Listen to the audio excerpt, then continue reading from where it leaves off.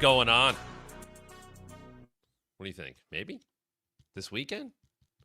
Tomorrow? She wrote a song called Bad Blood. Taylor Swift did. Right? They could pull that off, couldn't they?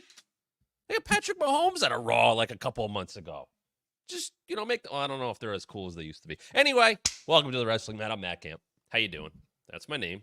That's the show. It's always right above Todd, thewrestlingmatshow.com. What up, Nerdy Dude? What up, Franklin? Good to have you guys here as always. Good to have everybody in the, do we have a thing? Do we have a name? Do we have I don't know. The Matt Campers out there. The supporters, the Matt members. If you're a Matt member, we love you even more. We appreciate all your support. Nerdy Dude said, Matt is a Swiftie confirmed. I love it. It kind of, a little. I appreciate her music. I appreciate who she is. My fiance turned my daughter onto it. Now, I hear it in time all the time. I get it. She's very talented. She has made a lot of money for a lot of people. We will find out someday that there was a grandmaster plan with her in the NFL. And maybe WWE was part of that. Then again, they didn't get Bad Blood, her song, as the theme to the pay-per-view this weekend. I don't know if it would have necessarily fit. But, in the words of Taz, get well soon, I digress. Let's get into it today. We're going to talk Bad Blood. We are going to talk about the 5 matches. We are going to get into any news you guys want to hit. As always, if you would like to get something out there, get to the front of the line, send us a super chat live in the chat, whether it's on the subject we're talking about, a question, something else completely different. You know I love that. I love to kind of riff on whatever's going on, whatever you guys are thinking. Hit us up in the chat. If you're watching live, thank you very much. If you're watching after the fact here at WrestlingMatShow.com, appreciate it. Leave your comments down below. I always love reading those. I'll answer a bunch of those in the next couple of days, maybe as I'm watching Bad Blood tomorrow night. Now, by the way, Bad Blood, a 6 p.m. Eastern start on Saturday. They do not want to run into the UFC pay-per-view, which begins at 10. Or the main card begins at 10. So that's why it's starting earlier. I love it. A 6 o'clock start. I mean, first of all, Saturdays are wonderful. Saturdays and an hour earlier, it's even better. Even better. Nerdy Dude said, get the Matt merch, people. Yeah, go get the Matt merch. ProWrestlingTees.com/TheWrestlingMat. We have an abundance of colors to pick from, and the more we sell there, A, means you guys get great merch, and B, means we unlock more things that we can sell at ProWrestlingTees.com/TheWrestlingMat. By the way, if you're a Matt member at any level, starting at just $2.99, you do get discounts on Wrestling Matt merch at ProWrestlingTees.com/TheWrestlingMat. Also, if you're a Matt member at the Matt Camper level or higher, this week alone, Vince Netflix doc reaction, parts 1 and 2, 1 through 3, and 4 through 6. We watched NXT on CW, and more will be coming this month. So stay tuned for that. But as we talk about Bad Blood, as we get into it, I have just had this feeling.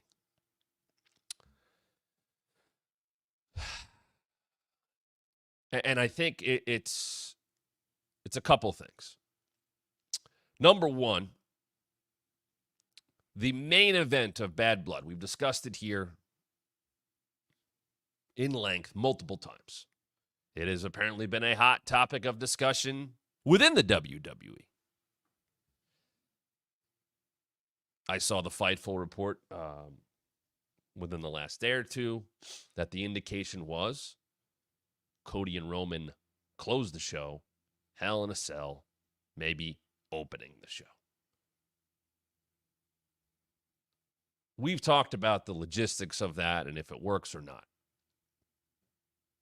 I have talked about how WWE is in an envious position of trying to figure out if they should close in October. Not a big 4. In October pay-per-view with either Cody and Roman tagging for the first time or a blood feud with Drew McIntyre and CM Punk, two of their biggest stars, promising blood inside Hell in a Cell. That's what they have to choose from. Unbelievable. To have those as options tells you where the company is right now.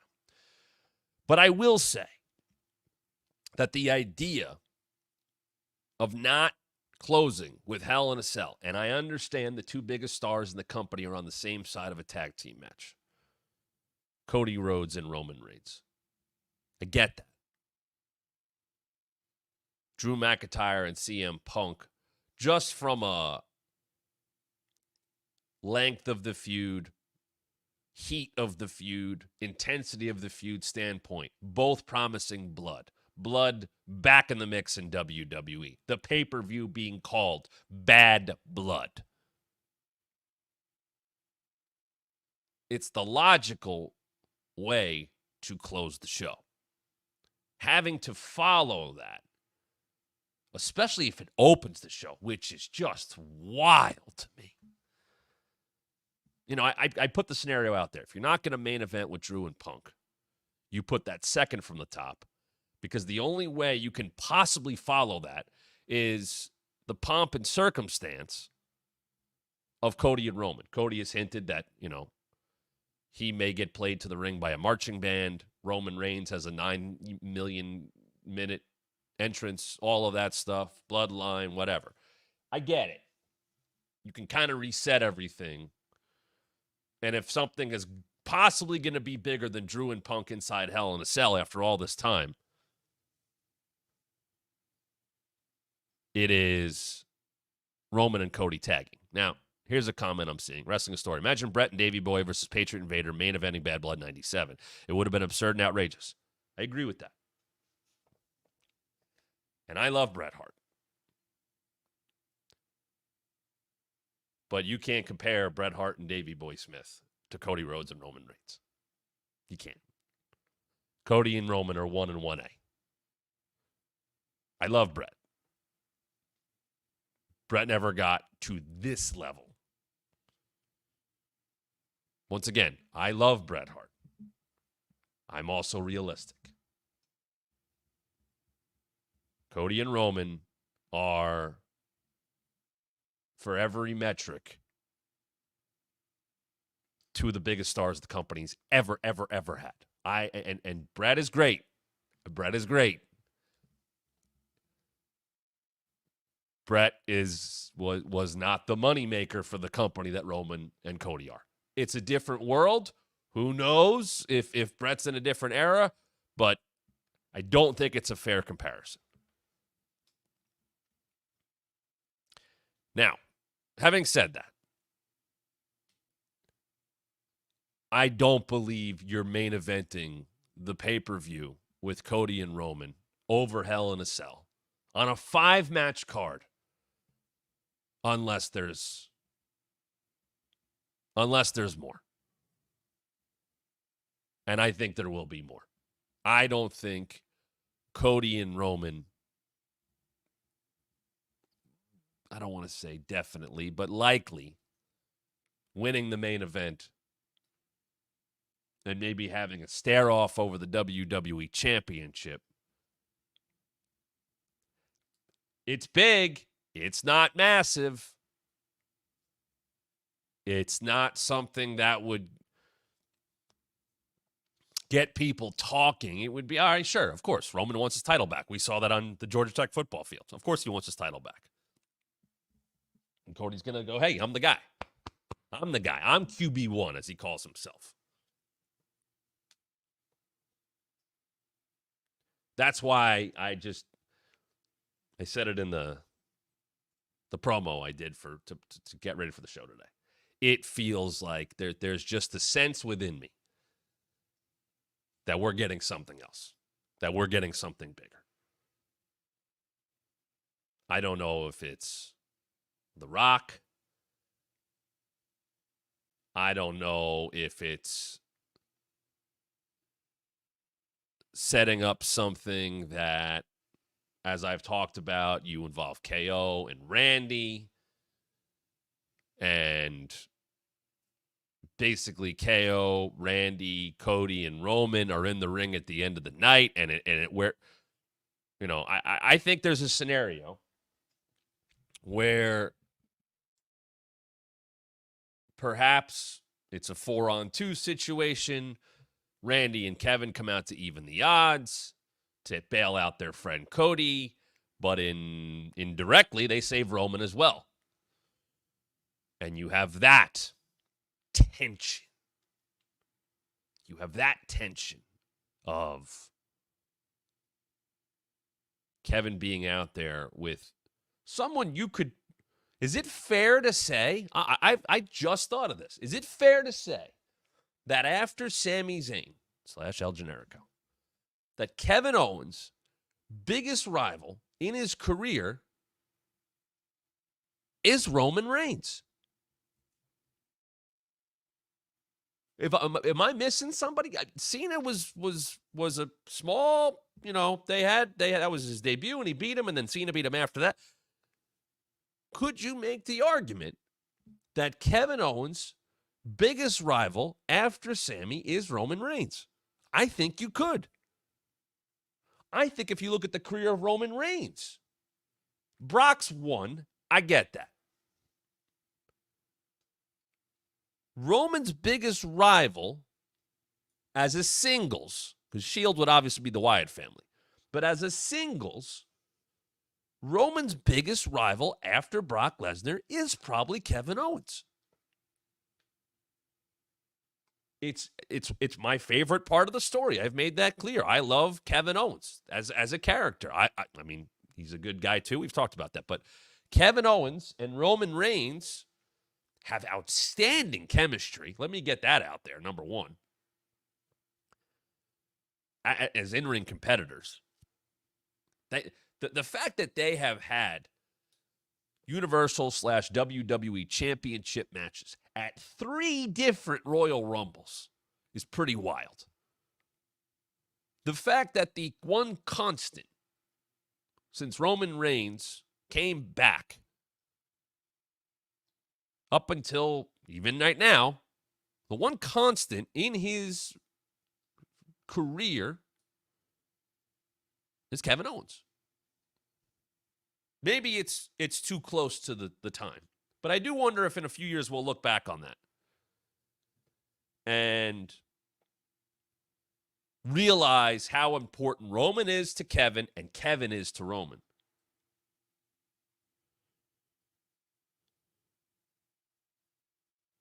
Now, with that being said, the idea of Kevin coming out to save Cody, which also saves Roman, could be something that keeps us continuing down the road.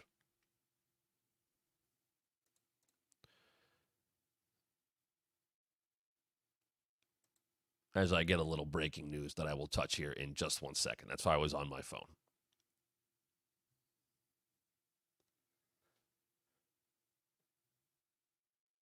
Kevin Owens could be told by Cody, let's say next week on SmackDown, thanks for having my back. Thanks for let me clear that up. Thanks for having our backs. I didn't have your backs. I had your back, not his back. I will never have Roman Reigns' back. Never. It won't happen. Cody can go back. You got to admit, we look pretty dominant out there. No, we didn't look like anything. There is no we. Cody can go back. Don't you want to be done with this? Don't you want to go move past this? This has been your life for 4 years, this bloodline. Don't you want it to be over? You can't get away from this. Yeah, of course I want it to be over. How the hell are we going to do that? There might be one way. I got to have a couple more conversations. And Cody can talk to Randy, who right now seems a little bit more understandable, a little more understanding, I should say. And then you have the conversation with Roman. You want to wipe these guys out, right? You want to be the head of the table again, right? You want to be the unquestioned one tribal chief, right? The original. You want that all, right? Then we got to take these guys out. Yeah, of course. What are you proposing? The match that my dad created. The match where rivalries go to end. We got to take them on in WarGames. Who? Me, you, Randy, and Kevin. Roman scoffs. He laughs at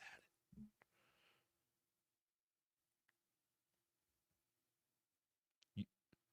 Kevin Owens and me on the same side? Cody. No. And you're going to tell me that guy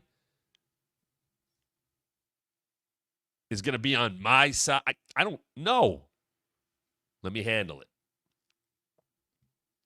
We need this. You need this. I need this. Kevin needs this. Randy, we need this. We need this for our own reasons.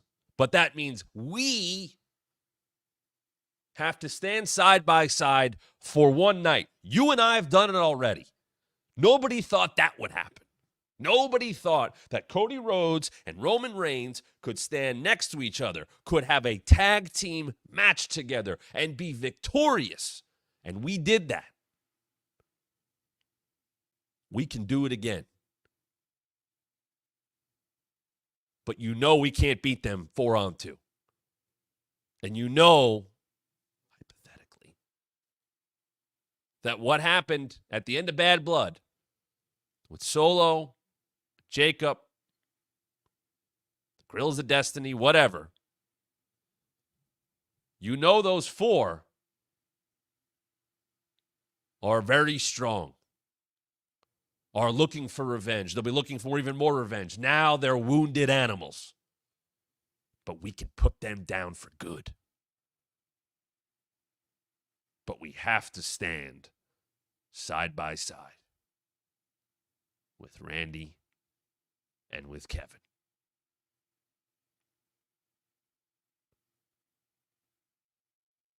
Think about it. Walks away, and you get the contemplative Roman thinking about it. Now, we have a lot of time between tomorrow night and Survivor Series at the end of November. We have Crown Jewel coming at the beginning of November. Cody Rhodes was on Pat McAfee's show. He was asked about, quote, the big guy returning. Potentially some breaking news on that. Just give me a second. It was just passed along to me. I saw it on my phone. Cody's also indicated that they're going to run some kind of video or vignette that is about the championship and Crown Jewel. What that means, I don't know. Could Cody Roman 3 happen in Saudi Arabia? Listen,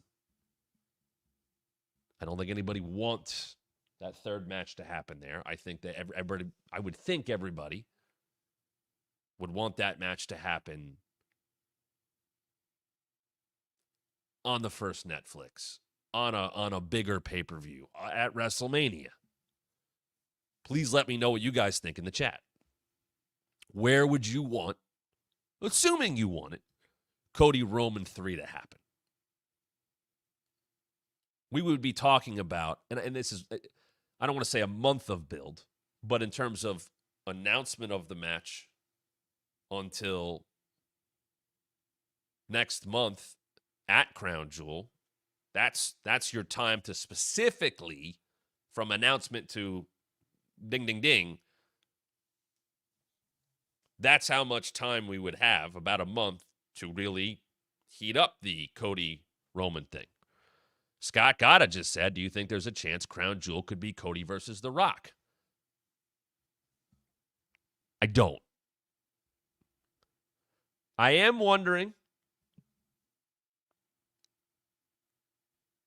do we see The Rock in Saudi at some point?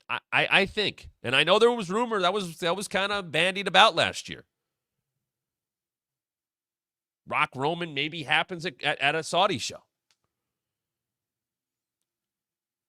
And I know the money being thrown around does mean that these Saudi shows get big matches.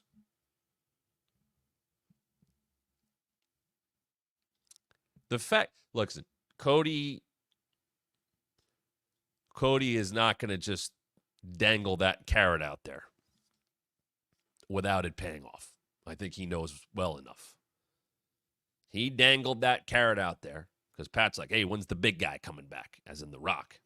And he was like, what big guy? Which is weird to hear WWE, not employee, but commentator, Pat McAfee, on his very real show, asked Cody that question. And I know Pat's off TV right now for the football season. Now, here is the breaking news. The Rock is in Georgia right now. The Rock,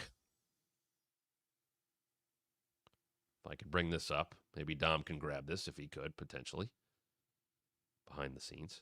Let's pull up The Rock's Instagram. I'll show it to you guys. Maybe we can get a bigger one.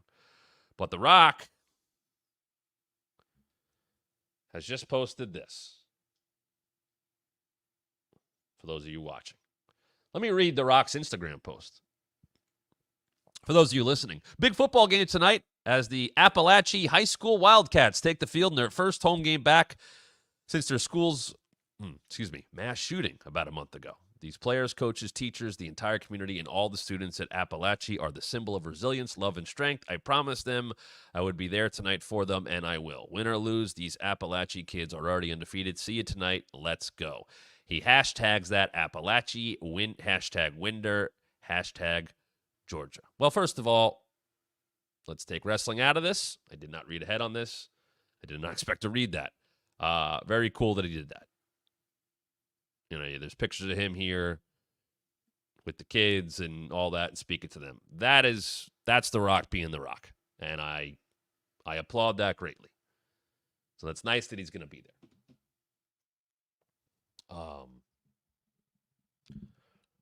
And if that's all it is, that's all it is. And that's not all it is. Obviously, that's way bigger than wrestling and a storyline and all that. So very cool of The Rock to do that. I hope everybody there is healing from something so terrible, and I hope that The Rock, his presence, if anything, gives some people some happiness. So there you go. There's the post. A couple of pictures there as we have it up right now. If you're watching on YouTube, you see it live or after the fact. If those of you listening, you can go check it out on The Rock's Instagram. He is in Georgia.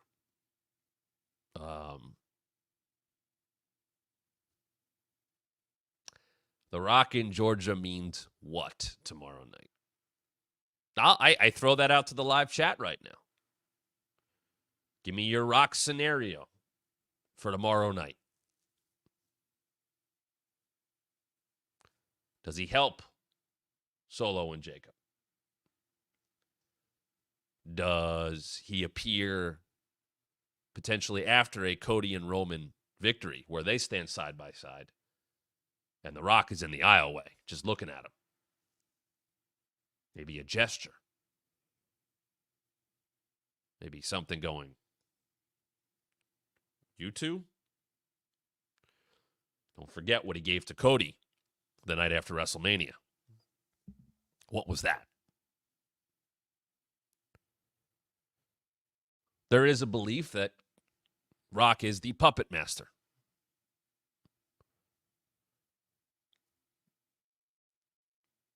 Franklin noted that. I've people believe that Solo is answering to him.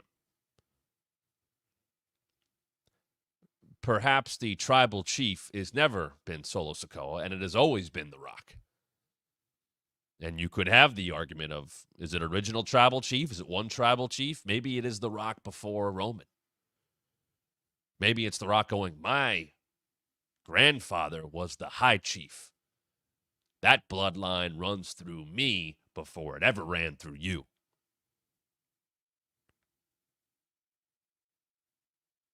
These four guys are doing what I say because I am the original tribal chief.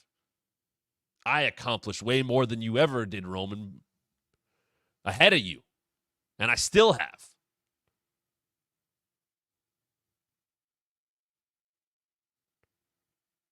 That would get people talking, and that would be reason to main event Bad Blood with Cody and Roman. As Wrestling Historian notes, The Rock was in Philadelphia before Royal Rumble 2015. I was at that show. I lived in Philadelphia at the time. They didn't try to hide that one. Showed up,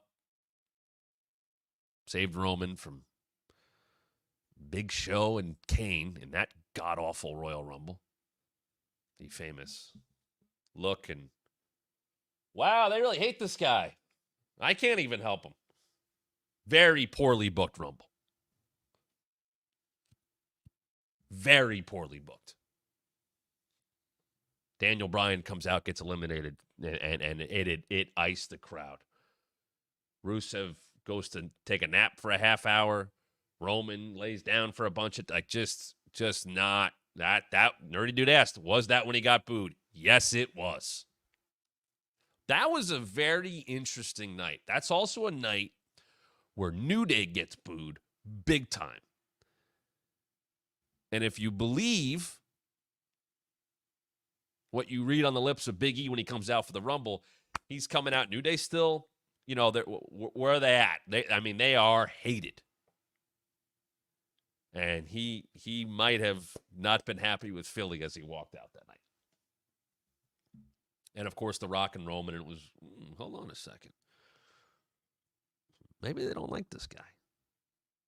That's also the WrestleMania, where they have that awful Brock, Rock, tug of war like they're a couple of toddlers fighting over a toy over the championship. And then, and I don't think this gets talked about enough, not a great build. Brock and Roman have a very, very, very good match at WrestleMania 31. Brock beats the hell out of Roman, and Roman keeps getting up. It reminds me of Cody Brock from last year's SummerSlam. Very similar.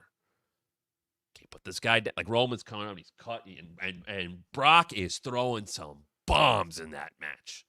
Then, of course, Seth comes out and cashes in, and that's the big story. I get it. But Brock Roman at 31 is a very good match. And then has an all-time moment with the cash-in. Anyway, there's just too much.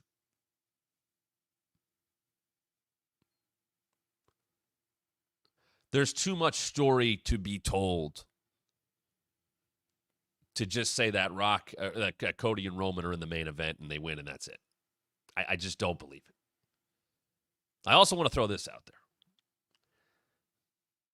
Think about CM Punk's WWE Championship run, the 434. Think about really his entire championship run.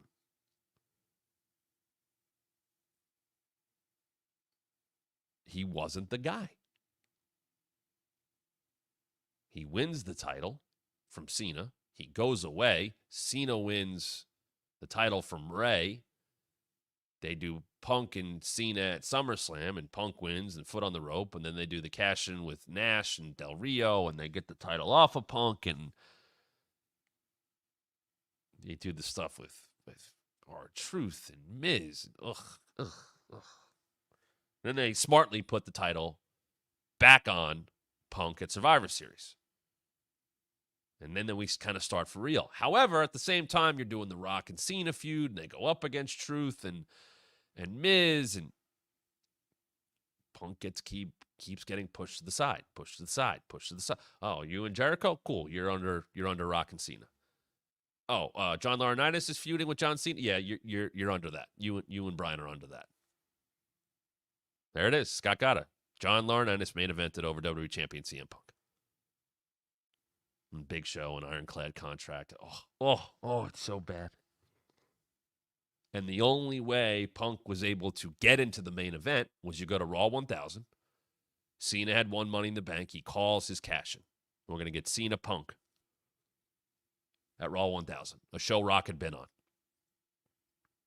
And Big Show messes it up. We get a DQ and boom, boom, boom, boom, boom. And The Rock comes out, and then what happens? Punk takes out The Rock, and Punk becomes a heel.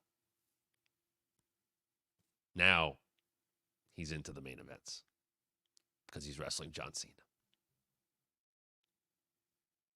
Because he gets embroiled and stuff with The Rock. And here we are again. 12 years later. And CM Punk is in the longest WWE feud he's ever been in. So well done. With a great foil in Drew McIntyre. On a pay-per-view, right there, as you see the picture, for those of you watching, called Bad Blood. Hell in a Cell. Third match. Both guys promise blood. Punk's done an interview this week saying, I want to get the Hell in a Cell back to what it was. 1997, the original Hell in a Cell. The brutality that came from that. The brutality of Undertaker and Mankind.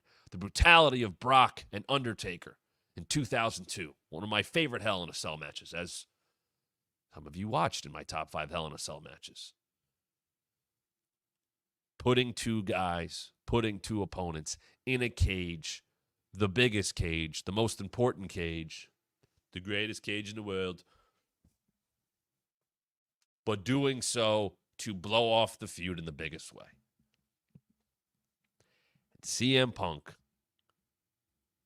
12 years later, may not main event once again. Now, he's not the champion this time around. And I understand that.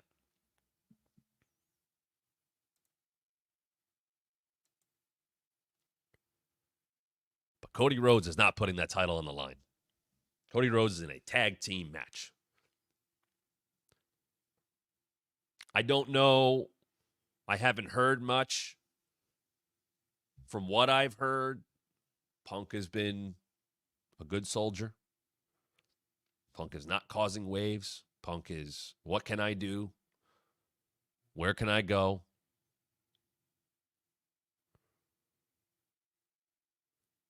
How can I help the company? Blah, blah, blah, blah, blah, blah, blah. You really haven't heard much of him being mad or pissed off or any signs of, oh boy, Punk's not happy again. But I would have to think, and there is absolutely no issue with thinking this way because he's competitive and he's a professional. I'd feel pretty confident saying that Punk and Drew, if they don't main event, regardless of where it goes on the show, it's probably going to stick with them a little bit. Probably going to piss them off a little bit. It's not bad to have that competitive fire within you. It's not a bad thing. I would be mad too. If I was Drew, I'm putting in some of the best work of my career. For the most part, 85% of this feud has been perfectly executed. They have built it to get to this match the right way. And somehow, just based on circumstance and what's going on in the company elsewhere, a Hell in a Cell blow-off match with blood is not going to main event a show called Bad Blood. If I'm Punk and Drew, I'm not happy about that. You know, there is something to going out there and stealing the show, walking through the curtain and saying, follow that. I get that mentality. I get opening the show with those guys to have a lot of cushion between what they do and what will happen at the end of the night. Of course, that leaves the other 3 matches, 2 of which have a lot of strong heat behind them. Damian Priest and Finn Balor, Rhea Ripley and Liv Morgan, Dominic in a shark cage over the ring.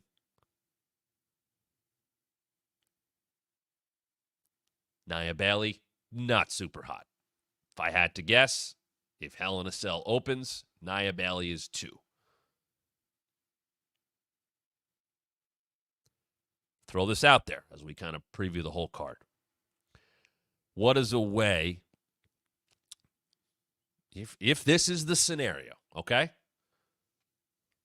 What is a way to follow a Hell in a Cell match to open the show of a 10-month plus feud with blood?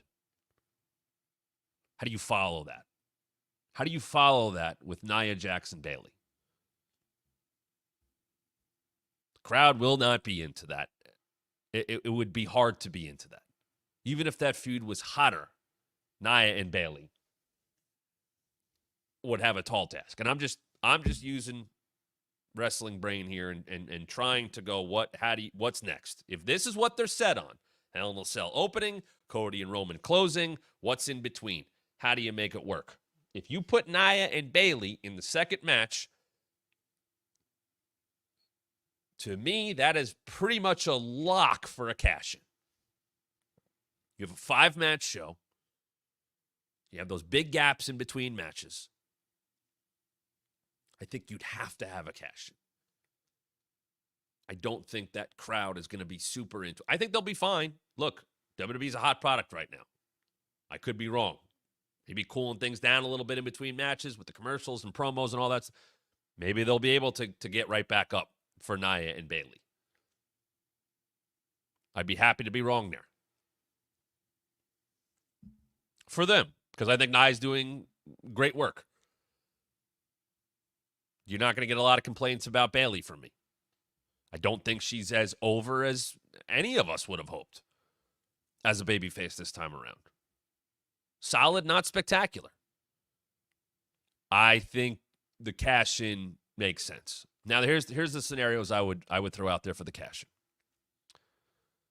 I would not have Tiffany cash in on Nia. I would have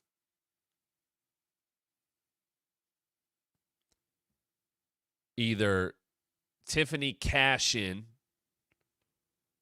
during the match and pin Bailey, or you could have Bailey win but be so beaten down or lay out or whatever that Tiffany cashes on her after.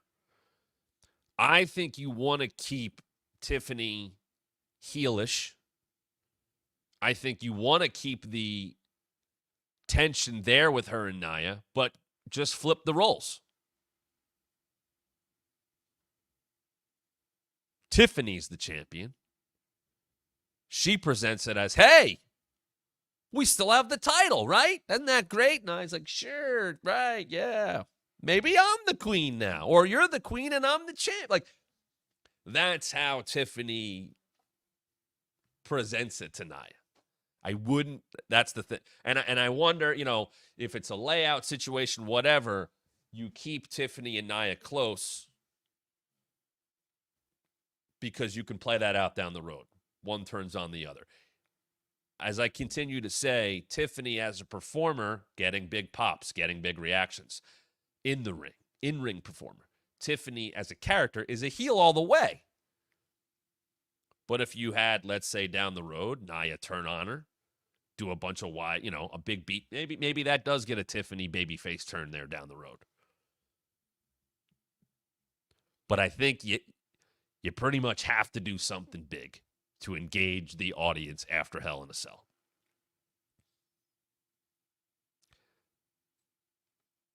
This show feels a lot like it's about what else could happen.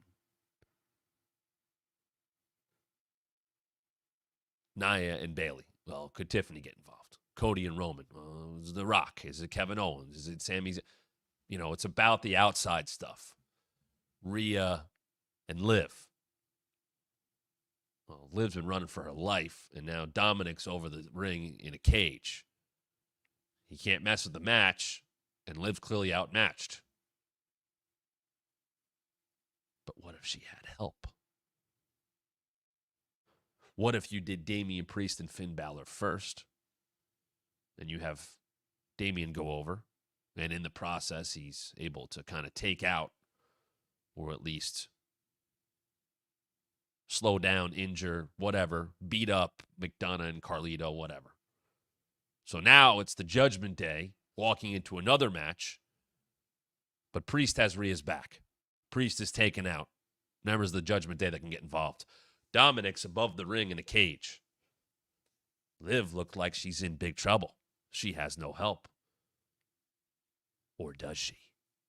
Or does she have the help of someone she used to be a tag partner with? Someone we haven't seen since Elimination Chamber. Someone who can match the size, strength, and power of Rhea Ripley. Someone by the name of Raquel. When you have a group like the Judgment Day that are heels who need to win by the numbers game and by cheating and all of that, that's the heat. Liv has Dom. But you need a female to back up Liv, to fight for Liv, who can be fought against. Because you can't just have Rhea beating up Dom all the time, because he can't really fight back. We know that. And no one else in the Judgment Day can fight Rhea. No one else can take up Liv's cause. But Raquel could. Raquel has that presence about her. She has history with both women, more so as the friend to Liv. Raquel kind of sent Rhea out of NXT. They moved on from Rhea and they went to Raquel. And they had some big matches. And WWE's not been afraid, correctly so, to use that history, to bring that up, to show those clips. You have Liv get Raquel on her side. On Monday, you have a promo package of Liv going, you know why I got Raquel on my side? Let's take a look. And you show how Raquel and Liv have worked together. But more importantly, you show Raquel dominating Rhea more so in NXT because that's more of where it happened. Obviously, they had that match where Nia re-debuted in the company. But you show Rhea looking like, she's dealt with Raquel in the past. This is a problem for her. And you just show basically Raquel's best moments against Rhea. And she's got a bunch. And now you've established Raquel, A, at a higher level than you probably have before, and B, as someone who can be an equalizer. Liv is a chicken shit heel champion. That's exactly what she's supposed to be. Nothing wrong with that.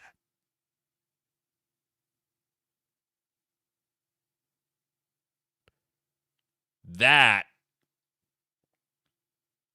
allows Raquel to do the dirty work and also elevate Raquel, put her in more of a main event story.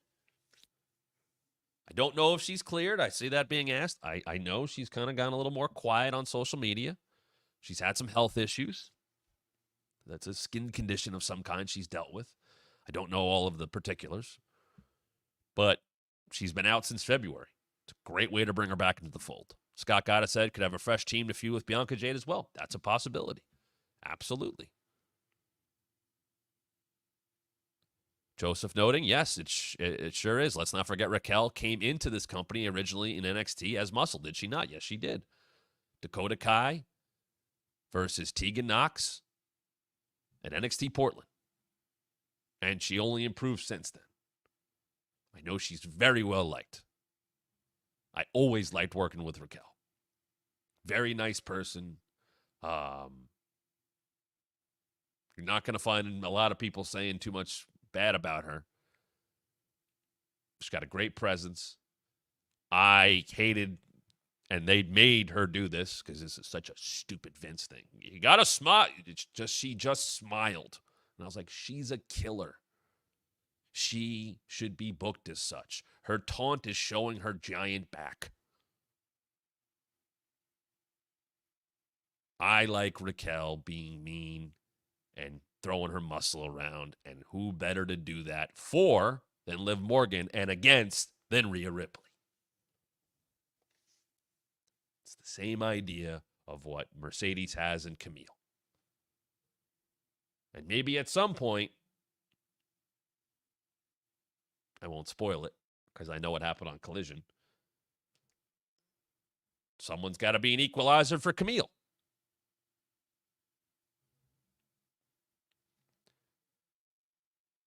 No one can stop her. Mercedes is unstoppable because she's good and she's got Camille by her side. Well, Liv's been scared of dealing with Rhea. Rhea seems unstoppable. Uh-oh. Now she's got to deal with Raquel. Rhea's super, super duper over. But she's a dominant babyface. You got to throw obstacles in her way. Raquel is a perfect obstacle, and it's a perfect way to keep the feud up because right now it seems completely logical to look at that match and go, Rhea should beat Liv. She has no help. Dom's upstairs. He's looking down on this shark. Rhea should take care of Liv. And it should look like that for the whole match. I would even go as far to say that Rhea should almost toy with Liv. And toy with Liv and point up to Dom of, can't do anything for me. And almost be a touch too arrogant about it. Because she wants to exact as much revenge as she can. And she doesn't finish it fast enough. And Raquel gets involved. Just my thought. Kind of an extended Matt Book segment.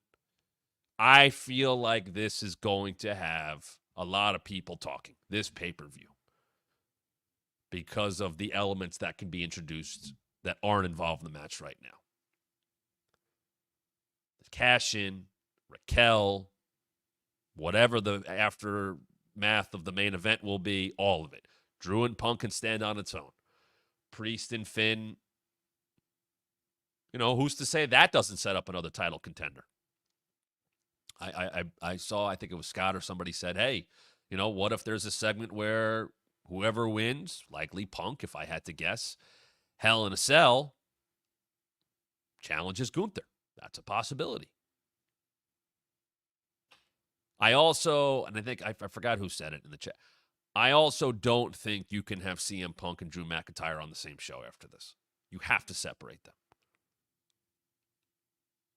That feud is too deep. It will have lots of blood, I assume, tomorrow night. I would guess the loser takes a little time. And by the way, there is a great little way that you can get somebody, whoever loses that feud, off Raw. Let's say it's Drew, right? Let's say Drew loses, Punk wins, babyface stands tall. You take Drew off TV for a little bit, and then he shows up on SmackDown. During Drew's time away, became a free agent. Nick Aldis scooped him up. He made the phone call first. or they work out a deal or whatever.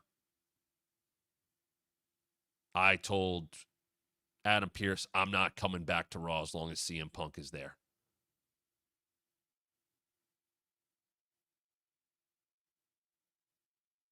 So you facilitate a trade, whatever you want to do. It's wrestling.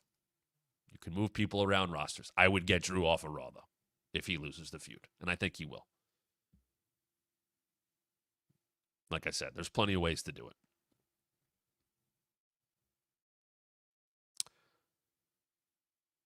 Scott, Drew going to SmackDown aside from Rock. He was the last person to pin Cody. He'll have a viable claim to go right for the title.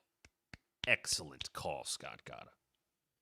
He is one of the few people to pin Cody Rhodes. Now, you don't want him to lose, or perhaps that's a way to heat Drew back up.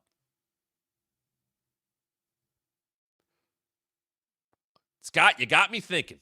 Let's get into a little bit more here. Okay, here's oh boy. All right, here's the idea. Ready? Punk wins. Cool. Drew ends up on SmackDown. Drew makes the claim Scott just said. He's the last person to pin Cody. Cody and Roman win. They got Kevin and Randy by their side, but Cody's like, nope, I'm done. It's over. This is a completely different scenario than I just laid out at the beginning of the show. Drew gets his title match with Cody at Crown Jewel. Drew wins because the Bloodline gets involved. And then Cody goes, screw this. They got to get taken out. I'm not, no, absolutely not. I am not taking a step further. I am not doing a damn thing else until we eradicate the Bloodline, which then gives him reason to galvanize the troops. Roman, Randy, Kevin, all on the same side. None of us can move forward in our careers with these guys still around. Roman, you have this. I have this. Kevin and Randy, you've dealt. None of us can move forward. None of us can achieve our goals if we have those four guys still running roughshod, still causing chaos on SmackDown in this company. How can any of us try to be champion if they are just here to cause trouble? And imagine the idea of the current version of the Bloodline costing Cody the WWE Championship.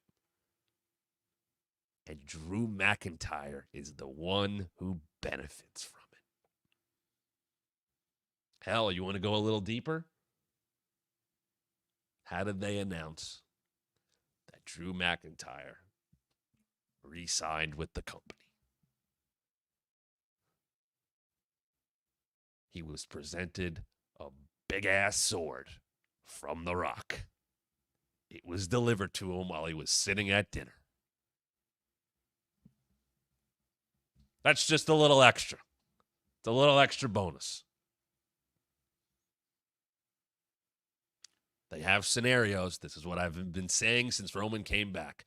They have so many cards to play. So many big cards to play.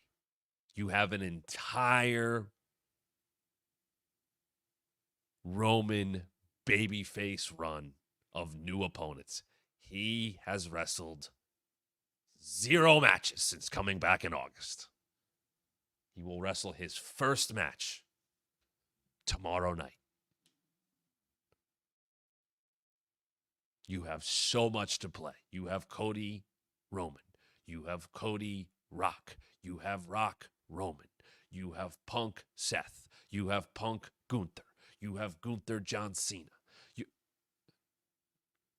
Those are all huge matches. Huge. You have Punk Roman. You have heel Drew, who can now do a bunch of different things. Heel Drew, babyface Kevin. Heel Drew, babyface Randy. You have a heel Randy turn in there somewhere. Maybe you go heel with Kevin. They got a lot of big things to play still. That's why I just feel that they have really juiced up, no pun intended, an October pay-per-view. feels like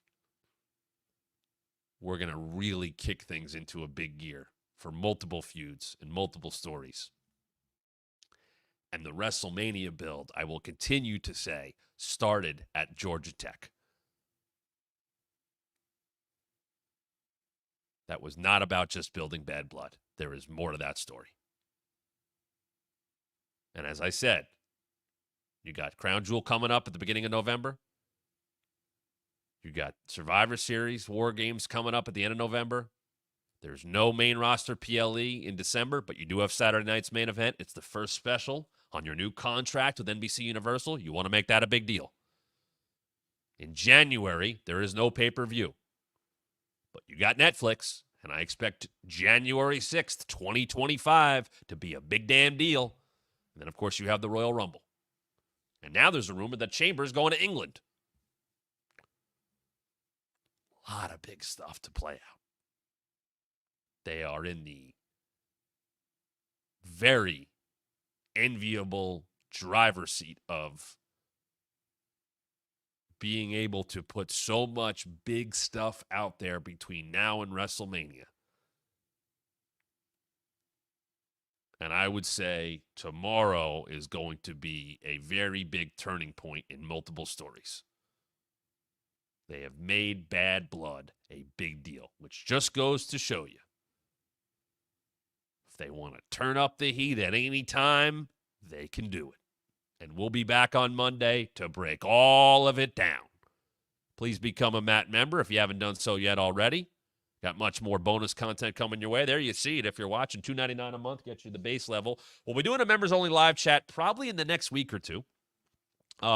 Members-only videos will continue to come out. We're going to figure out, while we did watch NXT on CW, we'll get another live episode end of the month of October. And then, of course, you go to the $24.99 level. Maybe you get that private Zoom. We got to do that private past wrestling event watch-along. I have a couple ideas for that. But love to hear what you guys think.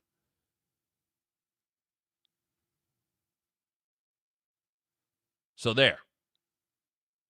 Check it all out. Subscribe at thewrestlingmatchshow.com. Subscribe where you get your podcast. Really would help if you could do that. That is a free way to help. Subscribing on the YouTube channel, thewrestlingmatchshow.com, and subscribing wherever you get your podcast. I would really appreciate that if you could do it. It's free. It's easy. You hit subscribe. You're good to go. Even if you just watch the show all the time, get that podcast feed fired up for me. I would appreciate it. Comment down below if you're watching after the fact what you think, because admittedly, a lot of ideas came from a great chat today. Love having you guys in the chat. You get these wheels turning. So appreciate all you. Go to ProWrestlingTees.com/TheWrestlingMat. Go get some Wrestling Mat shirts. If you're a member, you get a discount on that. Head over to the membership tab at TheWrestlingMatchShow.com on YouTube. Go hit join down below. But most importantly, as always, I'll be back on Monday to talk about wrestling even more right here on The Wrestling Mat. Have a great weekend, everybody.